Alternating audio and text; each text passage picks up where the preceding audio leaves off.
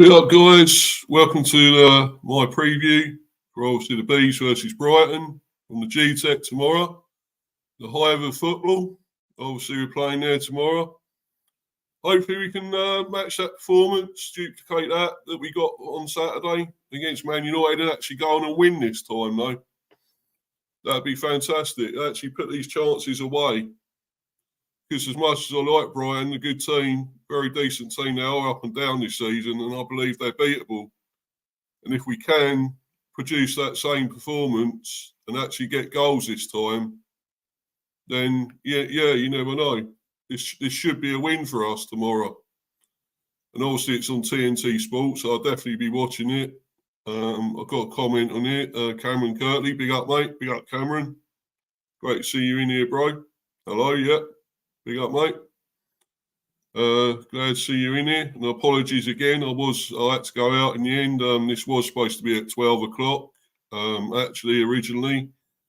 And other things happened. And of course, after 12, I said, and now it's 1. Well, it's gone well past 1 now. So it's like 120 or over 120 now. But I am here, and as I say, I apologise once again for that. I had to go out somewhere, unfortunately, and do something, but I'm here now, so that's the main thing, and I really want to preview the game tomorrow. I mean, this was obviously going to be a joint thing, preview and debate show jointly, but I've decided to put them separate now and do this earlier. And obviously, the actual debate show will be later at 5 o'clock. As long as I can actually start on time there, that'd be great for a change.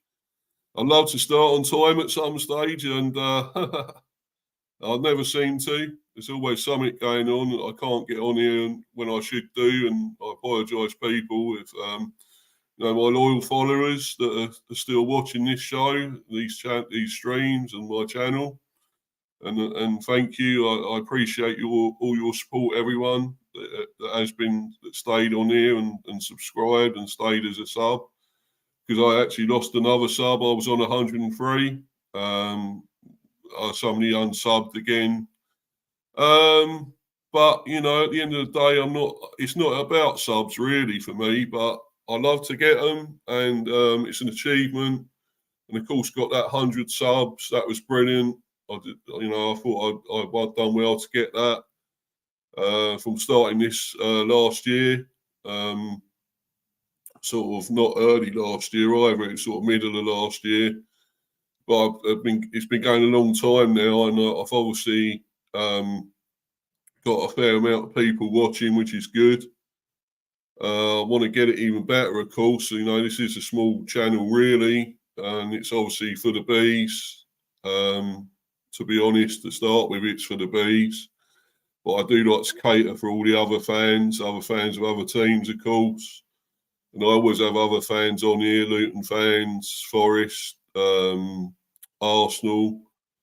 Who else have I had on here? Chelsea. All other teams. It's not just one certain team, but of course it's here to promote my team, Brentford, because there isn't really another channel out there, as far as I know, that does this for the Bees. So, I want to keep this going and big up my team, my little team. This is a little side that's still in the Premier and not going as well this season as the previous two. But we're still here, and we're mixing it with the big boys, So long may that continue. Big up, Chris. Nice to see you in here, mate. Big up, mate. Hope you're well. Yeah, I'm fine, mate. Yeah, cool. A bit better now with obviously, better performance on Saturday. Okay, we didn't beat United. We should have done. We hammered them. We smashed them. Not hammered. That's the wrong word because that's West Ham. We're not West Ham. But let's just say slapped them up. But couldn't actually win the game. But as I said before, the other time, before all this, I said we'd take a point. I'd take a point, a draw and a point, and that's what we got. Yeah, we should have won. Of course, we should have won. Everyone knows that. I keep saying that to a blue in the face, but it's history. It's gone, And now if we can do this as good as we can again against Brighton, I'm sure that there are 3 points for us here. And we need that buffer again. Okay, the point was great, but, you know, at some stage, Luton and all that are going to start picking up points. They're going to start winning again. They've been very unlucky. I know they've had big injuries and everything, decimated their team. But I'm sure they played well enough to still get results and get wins. So I can see him doing that. I can see him getting some wins at some stage and moving up the table, because I think they will survive Luton. I really do. I think they're the best team out of those promoted teams. So so I really think they can stay up.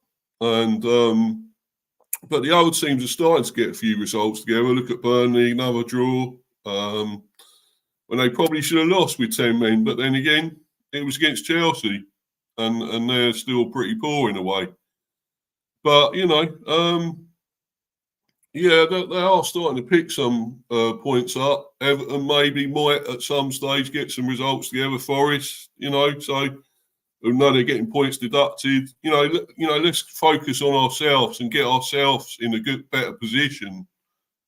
And not having to rely on these other teams losing or points deducted. Let's make sure, we're focused to stay in this Premiership that we should be in and deserve to be in for those first 2 seasons at least. The way we we're really mixing it with the big boys, beating them, really, at times being better than them.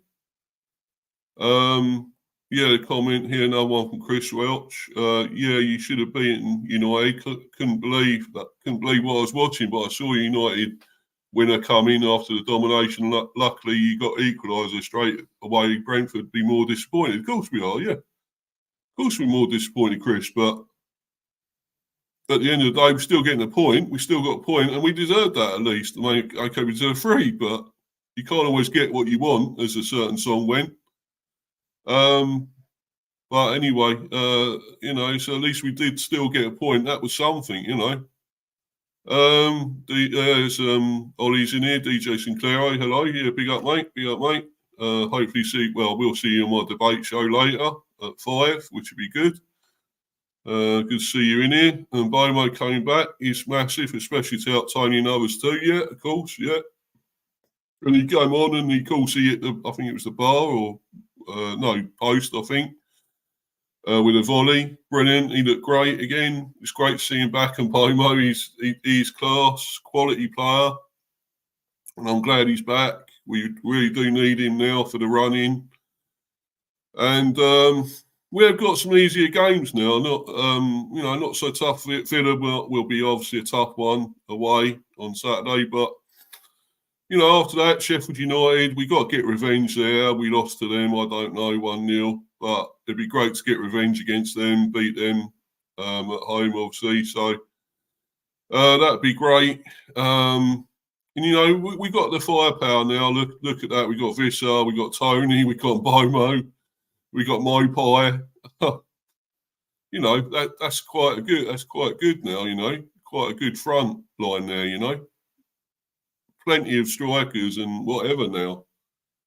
We should be getting these goals. And if we can keep making these chances, we're going to take them. And if we do that against Brighton tomorrow, that's all the better. And I'd like to see 3 points. But also, getting back to the subs business, I know I do swear. There's also that, and my lateness, my punctuality is not great. I get that. But I do swear, and sometimes my opinions aren't for everyone, I guess. But I am passionate about my team, about the Bees. I love the Bees, and I want to big them up, and I want to, I know sometimes this isn't for everyone, and I have lost, as I say, I lost a sub again. But I won't take it personally, but I do try to put out the highest quality content I can. And most of the time I feel I do that. But anyway, if it's not for everyone and somebody wants to unsub, but please just make it about the quality of what I'm doing, the content, not about if I'm swearing or punctuality or whatever. Don't make it about that, please. If it's not for you, fair enough. But anyway, Chris, here we go. Chris Welch again. It will go to the final day between Luton, Brentford, Forest, Everton, in my opinion. Well, to be honest, I hope it doesn't, Chris. I don't want it going that far and getting to that. I want to be safe and make sure we're safe before that happens. And I feel we can. I feel we can do that. Looking at it now, I've got a little bit more faith now after that performance. But then again, it could all just blow up in the face and we go back to how we have been. And, you know, I like to see seeds of improvement and getting back to, you know, the way we were the previous 2 seasons. I love seeing all that. You know, so you know, please let's continue it, please, and don't go backwards now. You know, now we've got that great performance. That's one of the best performances we've had, and there's been few and far between this season for us. And that was an amazing, fantastic performance. I love to see that, and if we can keep this going, you know, 31 shots we had on Saturday. Yeah, we only scored 1. We had probably 5, 6 on target, maybe. Of course, we hit the woodwork. I hate that they say. I think they say that's not on target when you hit the woodwork, and I think, well, it is. But there you go. It's a hell of a game. We were dominant of United, and people were saying, I heard comments saying, well, obviously, either United fans or others saying, oh, they let us do it. They didn't let us do it. We made it. We made them look bad. You know, they come to our ground. It's our ground, the Gtech. You know, we played like we're the home team, like we deserve to be, and we smashed them. You know, we were dominant, and we imposed ourselves on them, not the other way around. That they didn't let us do that. What we did on Saturday, we did that. We made them look bad, United. Yeah, Chris Welch again, but to be honest, United are the more pissed off for drawing because of their performance. Well, so what? We made them have a bad performance. You know, as far as I'm concerned, you know, don't put it all on them. Oh, because look, it's United. What a team they used to be. You know, giants of football, which they were. Of course they were, especially under Fergie. But, you know, winning all that stuff. But it's a bit different now. They're under Ten Hag and they're not winning a load of things. So, you know, but at the end of the day, we did make them look bad. You know, it wasn't all about United. You know, please, people, don't say that it's all about United, because it's not. We done that. We played brilliant. We were awesome. So, anyway, I'm going to obviously get into all this, the preview for tomorrow, because I'm not going to be on here too long today, guys. I'll probably be on till about maybe 2 or a bit before then. I'll finish this.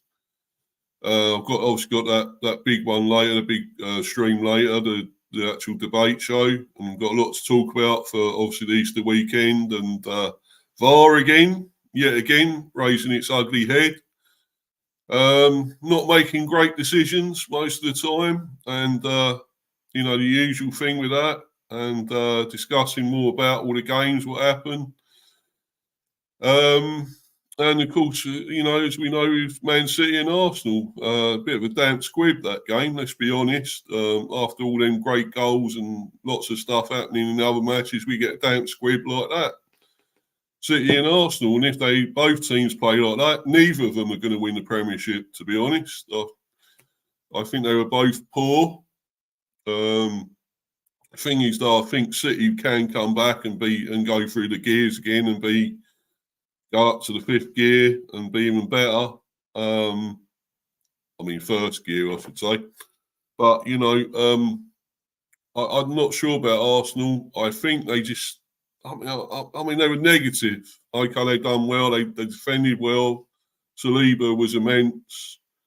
But really, you should be going out there to win games like that. If you want to win the Premiership, you've got to beat teams like City. You've got to. And it seemed like to me they were going there for a draw, and that's all they wanted. They just wanted to get that draw, that point. They wasn't serious about it. And I'm sorry if there's an Arsenal fans in it. Well, I know Ollie's in here, DJ Sinclairo, but if he still is, I don't know. But I'm sorry, mate. But obviously, I think it was negative performance, poor performance, and you're not like going. I know you don't want to go out and get battered by City. You don't want to open up and everything, but you should have sort of played better than you did. And I think it's just so negative. You got to get a show a sign of intent in these sort of games, and you didn't, Arsenal, as far as I'm concerned.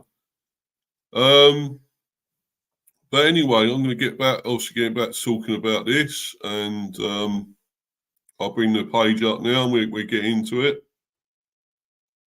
Obviously, talking about our game tomorrow, and I'll go through this. This is from. Hold on a minute. Have I brought this up? No, I haven't yet.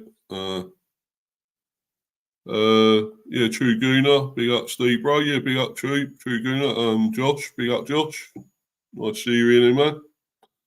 Brilliant, thank you. Thanks for coming in. Hope you're well, man. Yeah, cool. Yeah, I'm fine, mate. Cool.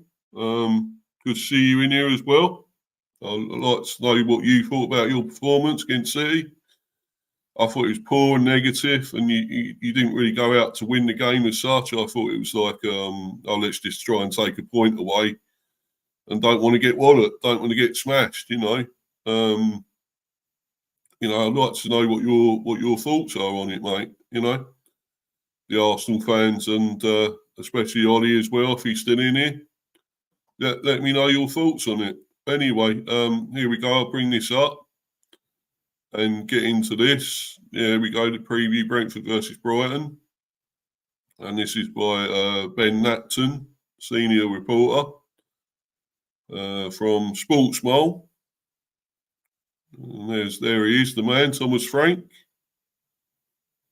I won't go on his back quite so much now after Saturday's performance. I think, it was better, a lot better. And he, maybe showing signs again now of trying to get back to what he was doing before. And I think that's great. And I hope he keeps it up, because I see negative signs with him before that he just wants to stick with what he's got, what he's doing, and not change it up so much and this and that. But I think we got it right. He got it right, the tactics on Saturday and the strategy. He got it spot on, I would say. And we really made Man United look, nothing. Nothing.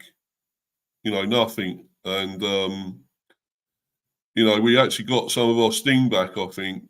The sting was actually back a bit. The only thing with that sting, it lacked the actual sting and the venom at the end of it, the poison. So,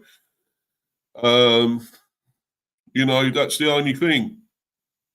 But, with the finishing. But at the end of the day, it's much better performance. And that's what I want to see. I want to see performances like that. Not the performances we have been doing, which weren't good enough. Right, so despite having a ludicrous 85 touches in the Man United penalty area during Saturday's match, the third most on record in a Premier League fixture.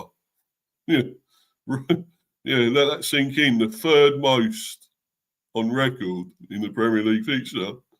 Brentford were their own worst enemies, exactly in front of goal, and fell behind deep into second half injury time through Mason Mount's first goal for the Red Devils. Not just his first game back and his first goal there, it's his first fucking goal for United, and I apologise for swearing, but his first fucking goal for United, and he gets it against us. Or Missing Mount, as I call him anyway. Gets it against us, which is embarrassing in itself. Seems though we had enough chances to win 2 matches. But anyway, we continue. However, just when it appeared that Frank's men would pay for all of their squandered opportunities, the hosts got back on level terms almost immediately through Christopher Ayer, who had a fantastic game, I thought. It was brilliant to steal a deserved point. Although the home faithful were left wondering how their side failed to accrue all three against a pitiful Man United outfit. Yeah, okay. They were poor, but we also had a lot to do with that. We made them poor as well, not just themselves. Nevertheless, a point against the 20-time English champions, 20 times, is nothing to scoff at. And thanks to results elsewhere going Brentford's way, the Bees hold a 5-point advantage over the relegation zone in 15th place. Still far from a comfortable cushion, though. No, exactly. It's not. It's still not comfortable. But if we can keep going now, get points together, keep going like this, and gain more points. Certainly 3 points now. We need more wins, a lot more wins, but still, not comfortable. By only managing to convert one of their 31 shots, 31 shots on Saturday night, the host's dismal winless run in the Premier League now stands at 7 matches. Yeah. Although there are green shoots of recovery rearing, exactly. There are green shoots of recovery. Yeah. The Bees have also stolen the point off Chelsea while coming agonisingly close to sharing the spoils with Arsenal too. Exactly. We know what happened there. German giraffe. German giraffe. You shouldn't have been on the pitch. Sorry, pardon me. Got a bad cough, guys. Sorry. You shouldn't have been on the pitch to equalise. Anyway, by only managing to convert one of their 30... I've just gone through that. Sorry, I'll get back to it. It's thinking of that bloody arsehole Havertz. Sorry about that. Scoring against us. That's embarrassing as well. Anyway, Ayer's last gasp response also saw Brentford find the back of the net for the 5th Premier League game running and their 9th in a row in all tournaments at home. Although amid their devastating defensive injuries, the Bees have now conceded in 11 straight matches at the Gtech Community Stadium, which isn't good. It's not good. Not as good as the previous seasons. We haven't conceded that many. It's 11 straight matches now. Not good.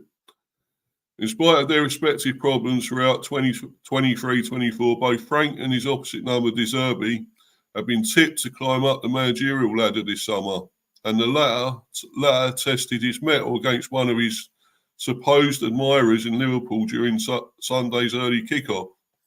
Ex-Arsenal man Danny Welbeck gave both Brighton and his old club the best kind of Easter gift with an early goal in front of the Cop. And what a goal that was, superb. But like many before them, the Seagulls became the next victims of a Liverpool Anfield turnaround, as Luis Diaz and Mohamed Salah rendered the Englishman's opener inconsequential.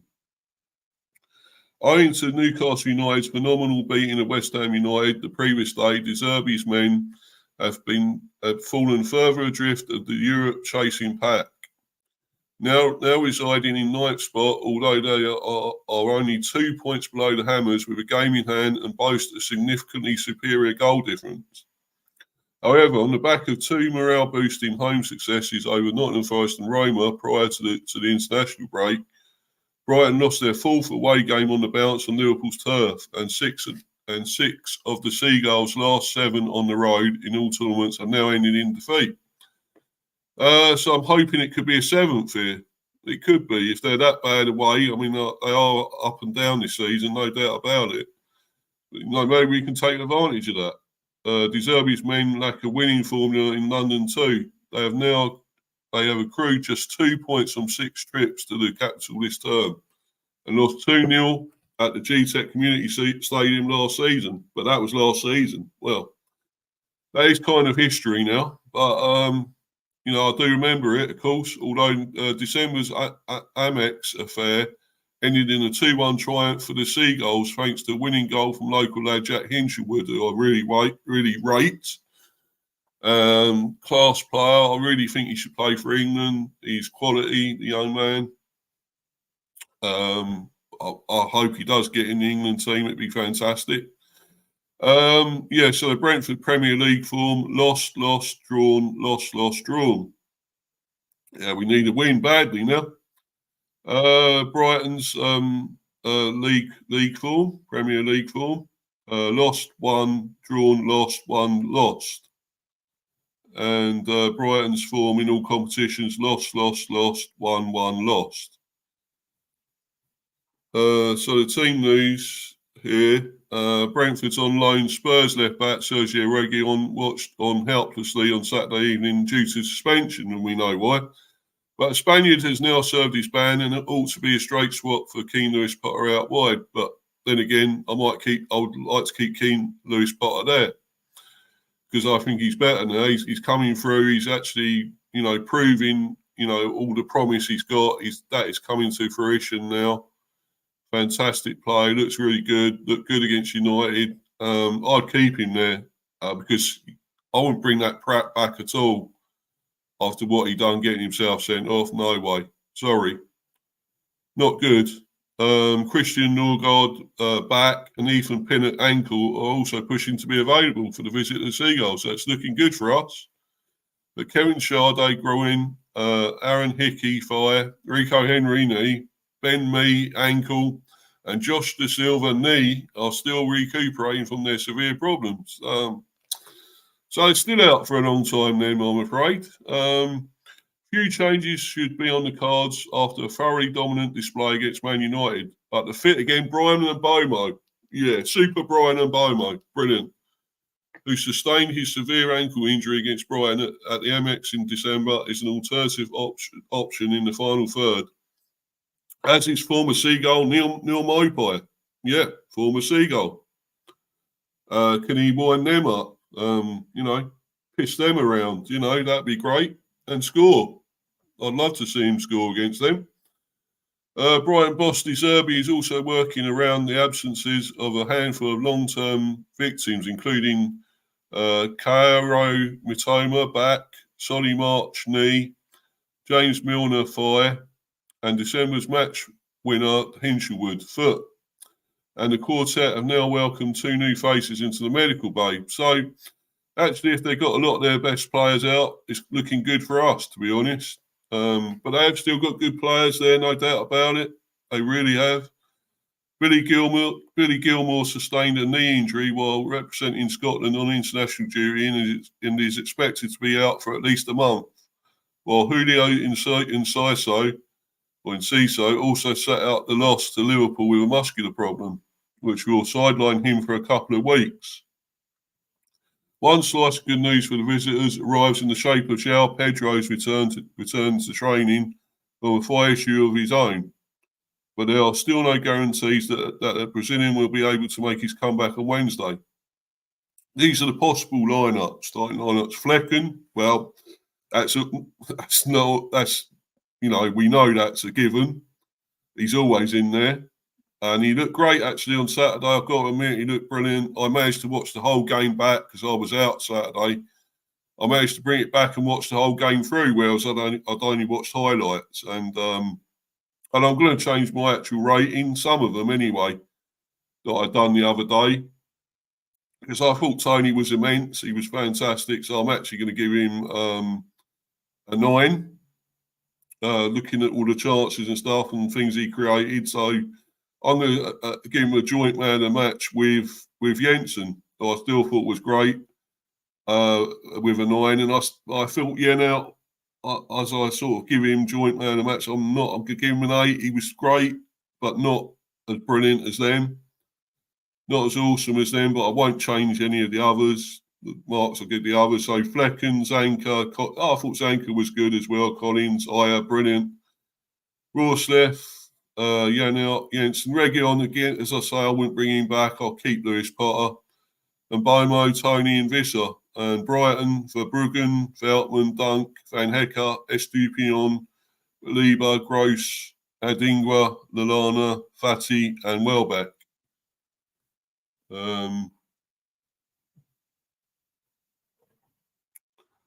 So what else there? Anything more? We say Brentford won, Brighton won. So that's their prediction. Both Brentford and Brighton did themselves proud against two Titans of the English game over the Easter weekend, although Welbeck's opener is the only goal that the Seagulls have managed in their last four road contests. However, faced with a B side, albeit an improving one, that cannot bolt the back door shut exactly at their Gtech base. A solitary strike may be enough for De Zerbi's troops to depart with a point to the host winless as the host winless run continues. Yeah.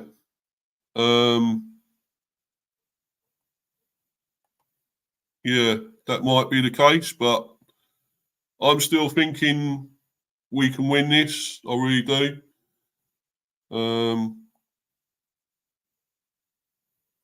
You lot had some great chances against United. I'm shocked you didn't win, to be honest. Well, not as shocked as I am, mate. I thought we'd win that. But anyway, we still got a point. So that's something, man. Chelsea fan, big up Mr. B, big up Chelsea fan. Great to see you in here, mate. Brilliant. I agree, Brighton away form is poor. Yeah. Big up Josh, my friend. Yeah. Keep hitting the like button, people, and sub to the channel. Yes, please. Yeah, as Chelsea fans saying, please do that and sub. And smash the likes, of course. Brilliant. True Gooner, big up Chelsea fan, my guy. Yeah, exactly. But anyway, I'm going to bring this up and we'll try and go through. We'll try and go through Brighton's lineup and everything, what I think it'll be. And we'll look at that on here, hopefully. Just go on here. Well, this is more obviously for us, but I'm sure there's a preview here. Let's look at that. Pardon me. This, of course, is on our website, the Bees website. See if I can get to see the Brighton. This is the head-to-head, obviously. They scored 51 goals to our 42. We conceded 55 to their 46, so not that much in any of these, but not that stats matter anyway.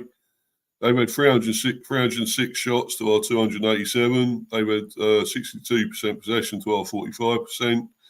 They had 74 yellow cards to our 72. And they've had 3 red cards to our 2. Brentford couldn't have done much more against United, of course not on Saturday. It's still baffling how Thomas Frank's side didn't win that game, exactly. The woodwork in particular did its very best to deny the Bees the win against Eric Ten Hag's team. Right now, Brentford will be taking on a different kind of opposition in one of the Premier League's most exciting teams, Brighton. Sorry, of course, yeah. They are an exciting team, but still up and down, and the away form is poor, as Chelsea fans just said. The Seagulls suffered defeat in their Sunday game against top of the league Liverpool at Anfield, despite Danny Welbeck having given his side an early lead. Brentford peppered United's goal with 31 shots at the weekend, but Brighton only did one better than the Red Devils. Roberto De Zerbi's team faced 30 Liverpool efforts in their game. Although only 2 were converted into goals, with Luis Diaz and Mohamed Salah on the score sheet. That stat is more of a reflection of Liverpool's quality than Brighton's dereliction of defensive duty, though, as the stats back up. The Seagulls have allowed on average 12.3 shots per game, a number that only 4 teams, Liverpool, Aston Villa, Arsenal, Man City, can beat. Brentford, meanwhile, are at the other end of the scale, having conceded 14.7 shots per game on average, with 5 teams having allowed more efforts this campaign. Going forward, Brighton have an average 14.8 shots per game, which puts them 5th of all the Premier League teams this season. Brentford are on 13.1 shots per game.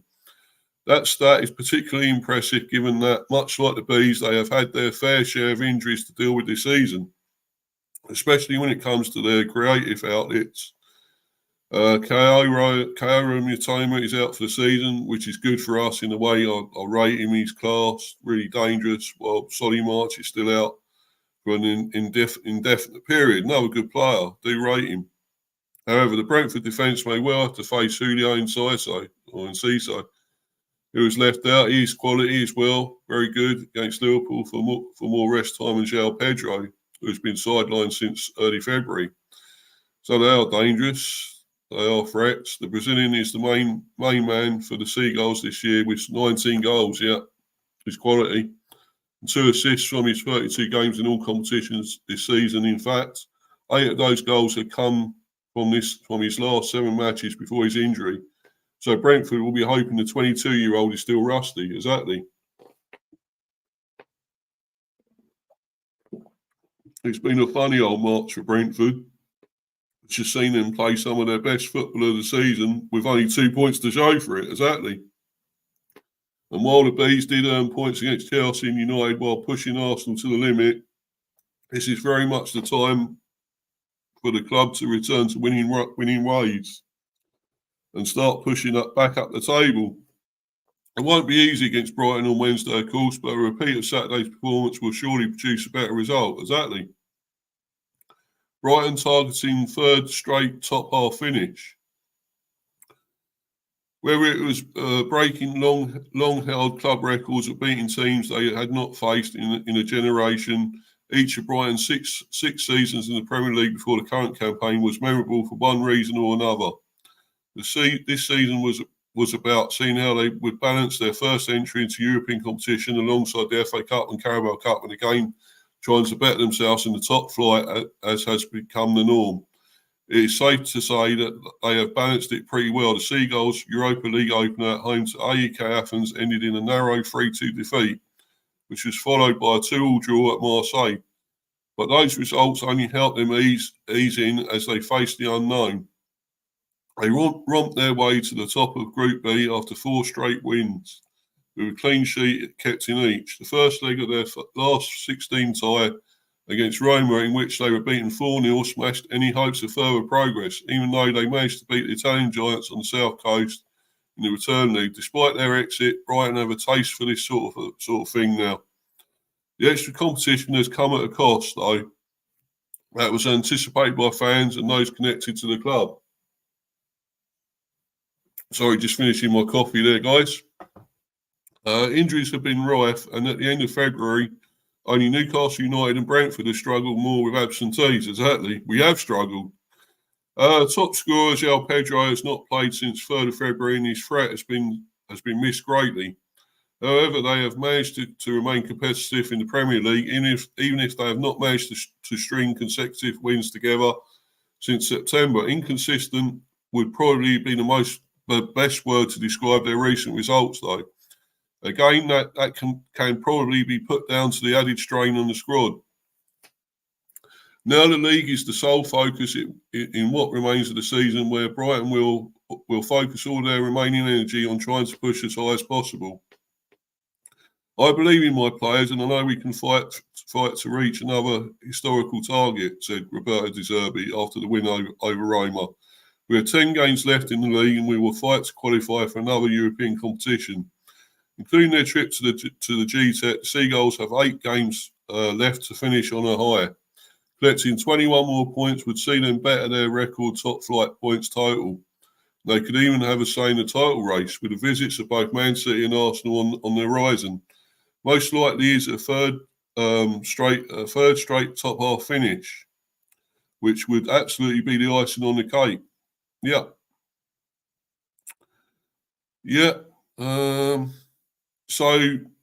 That was their team last time against Liverpool. Verbruggen, Estupinian, Dunk, Van Hecker, Veltman, Baliba, Gross, Adingwa, Moda, Lamptey, and Relbeck.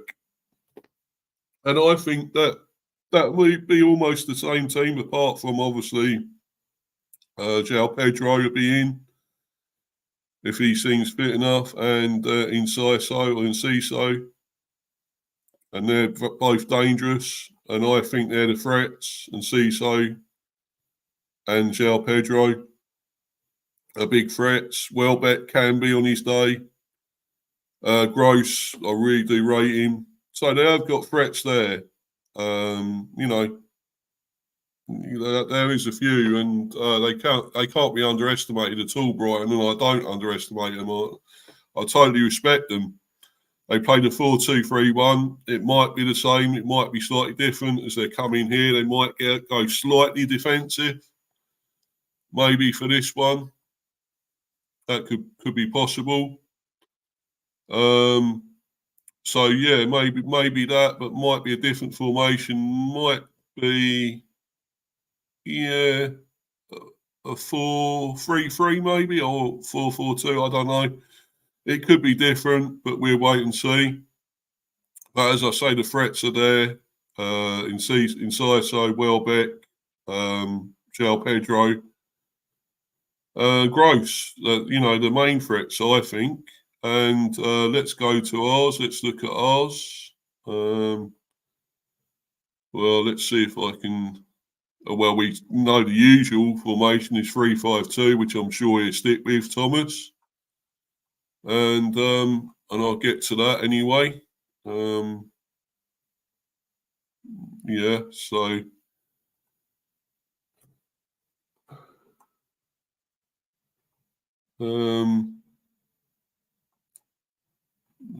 yeah, so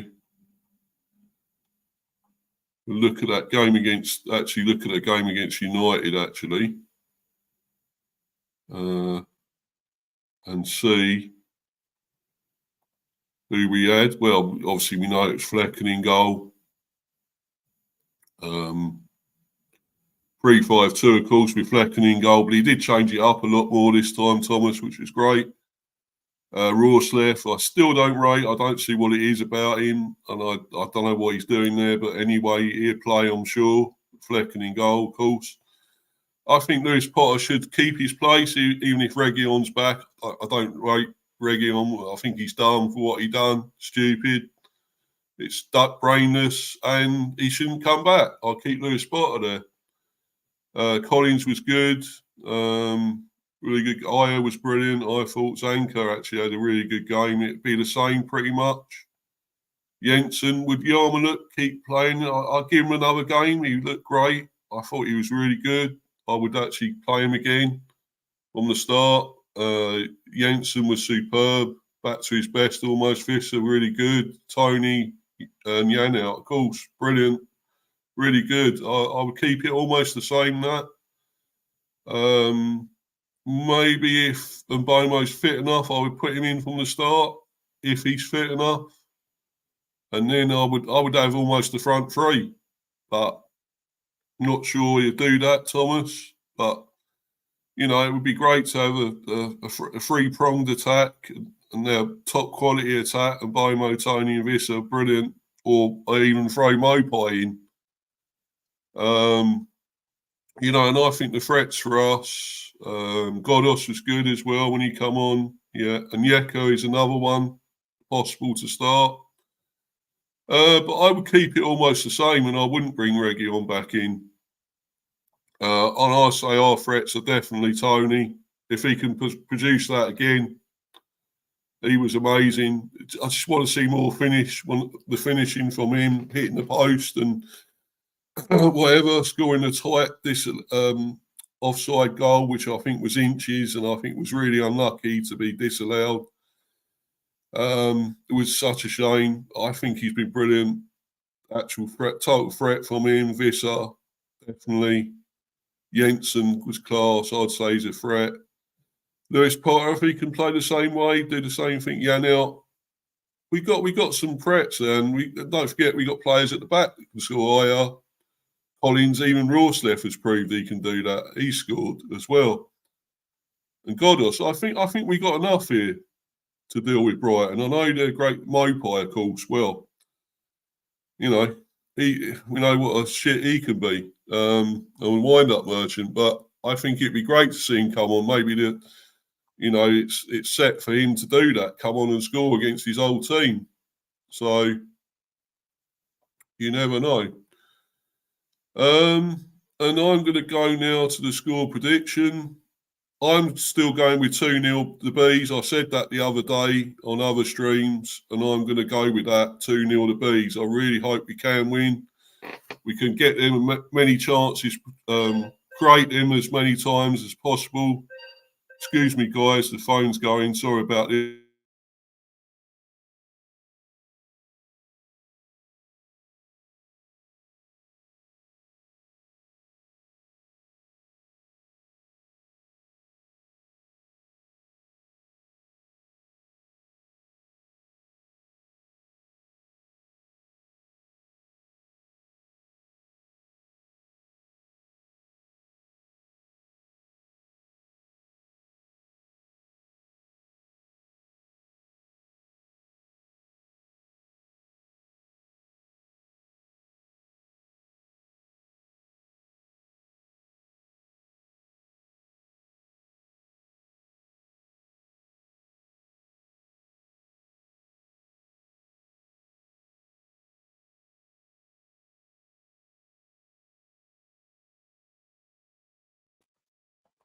Apologies, guys. I had to deal with that phone call, but I'm back now. As I say, I'm going for 2-0.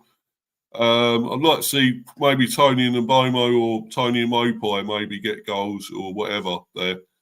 Would be great if we can create that many and get the goals. We need to win, and I think we can get it. I just think Brighton are hit and miss this season. We can take advantage of their poor away form. Just hope this doesn't blow up in my face, all this, and come back to haunt me now, saying all this. But I'm going for us to win, being positive.